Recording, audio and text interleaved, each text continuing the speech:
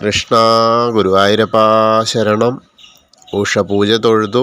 ഇപ്പോൾ രാവിലെ ഏകദേശം 4 മണിയോടുകൂടി മലർ നിവേദ്യമൊക്കെ കഴിഞ്ഞ് നട തുറന്നു.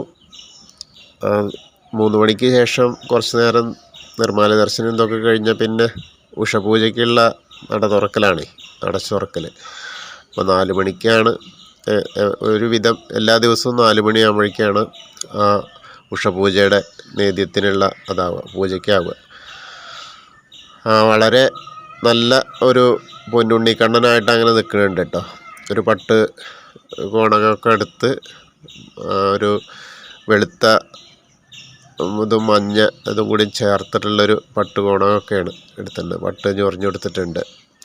വളരെ രസമായിട്ടങ്ങനെ ഉണ്ട്. ഒരു സ്വർണ്ണ ഗോപി ഉണ്ട്. മാറത്തുകൊണ്ടൊരു തിലകം, നല്ലൊരു നെക്ലസ് മാല ഉണ്ട്. ഒരു ഉണ്ടമാലയും ചാർത്തിയിട്ടുണ്ട്.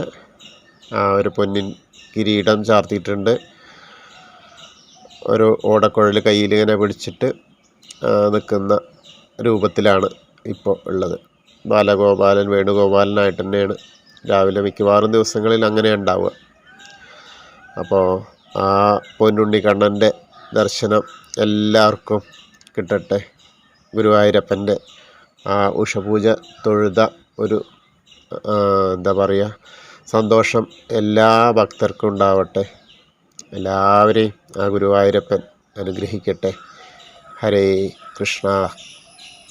ഗുരുവായൂരപ്പ ശരണം.